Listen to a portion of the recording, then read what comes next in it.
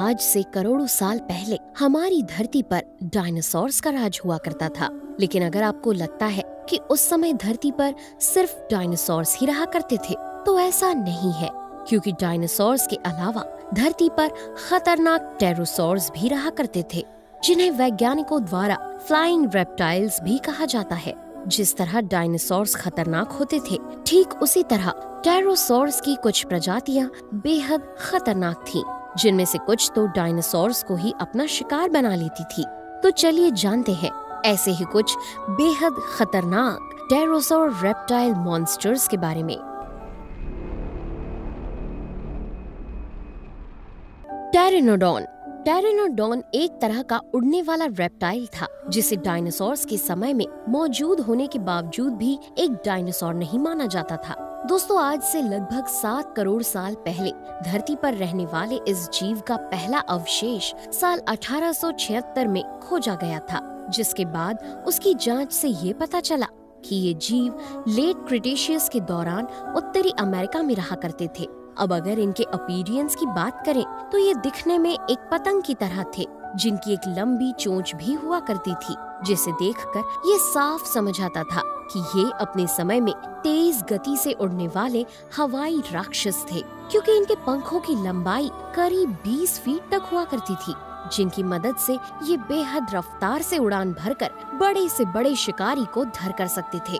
लेकिन सच्चाई तो ये है कि इनका प्रमुख भोजन समुद्री मछलियाँ हुआ करती थी। न सिर्फ इनके उड़ने का पैटर्न एक समुद्री पक्षी जैसा था, बल्कि गोता लगाकर मछली पकड़ने के लिए इनकी चोंच भी काफी लंबी थी।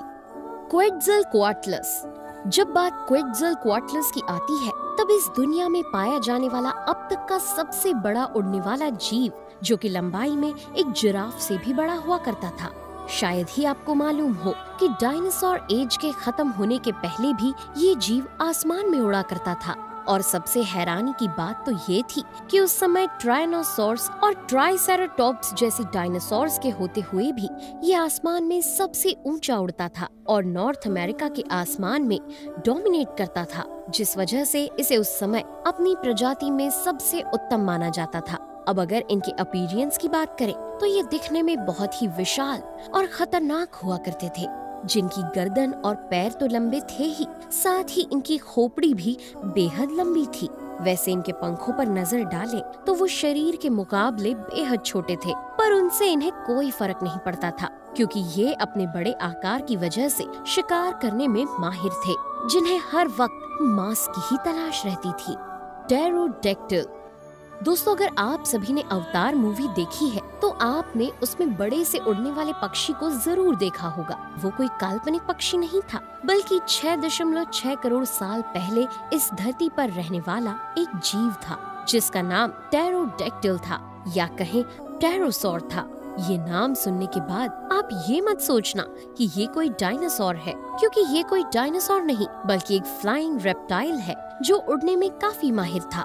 इसके आकार के बारे में बात करें तो उसका अंदाजा आप किसी जिराफ के आकार से लगा सकते हैं, क्योंकि ये आकार में एक जिराफ के जितना बड़ा था।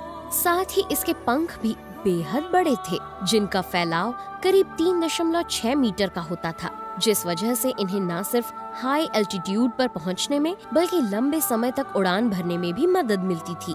खैर, उड़ान भरते समय इन्हें हर वक्त अपने पंख नहीं हिलाने पड़ते थे, क्योंकि एक बार ऊंचाई पर पहुंचने के बाद ये ग्लाइडिंग की सहायता से आगे बढ़ते थे, जिस दौरान इनकी गति भी बेहद ज्यादा होती थी। अब अगर इनके भोजन की बात करें तो बाकी सभी टेरोसॉर्स की तरह ये भी मांसाहारी होते थे, जो अपनी बराबरी के किसी दूसरे जीव को अपनी चोंच से आसानी से मार देते थे, और शायद इसी कारण इन्हें उस समय का बेहतरीन शिकारी भी माना जाता था। हेक्सेगोप्टेरिक्स।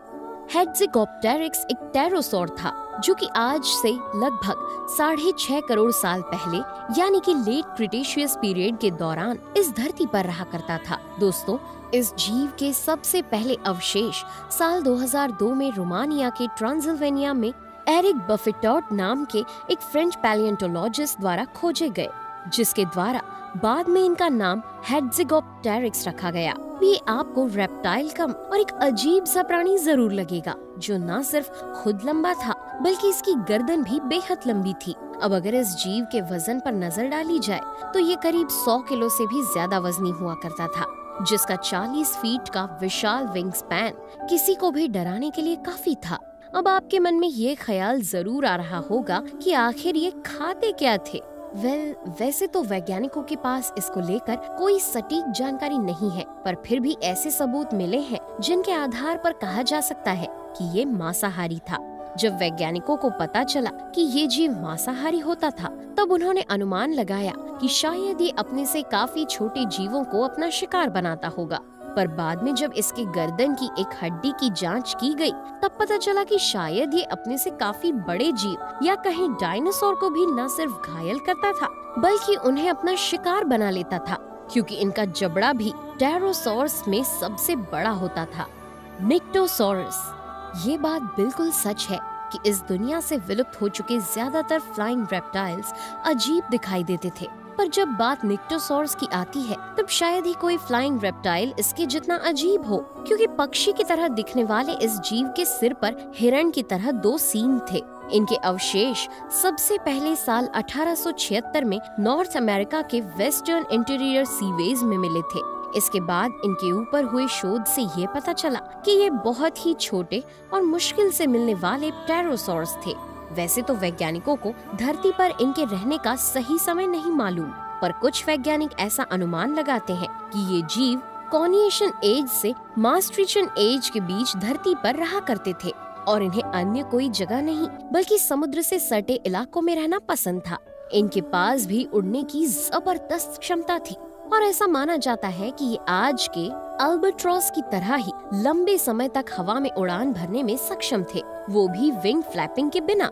इनके आकार की बात करें तो ये करीब 3 फीट लंबे होते थे। साथ ही इनका विंग स्पैन आश्चर्यजनक रूप से 10 फीट तक का था, जो इन्हें तेजी से उड़ने में मदद करता था। अब क्योंकि ये आकार में छोटे थे, इसलिए इनका प्रमुख भोजन मछलियां ही हुआ करती थी। दोस्तों, निक्टोसॉरस की सबसे अच्छी बात ये थी कि ये एक तरह का सोशल जीव था जो झुंड में रहना पसंद करता था, क्योंकि डायनासोर जैसे शिकारी इन्हें अकेला पाकर इनका शिकार कर लिया करते थे। तो दोस्तों, ये था हमारा आज का एक और इंटरेस्टिंग वीडियो। अगर आपको आज का वीडियो पसंद आया हो तो इसे लाइक करें और अपने दोस्तों के साथ शेयर करें। और हाँ, अगर आपने अभी तक हमारे चैनल अद्भुत मिस्ट्री इंग्लिश को सब्सक्राइब नहीं किया है तो जल्दी से इसे सब्सक्राइब करें। तब तक के लिए दीजिए नेहा आगरकर को आज्ञा। नमस्कार।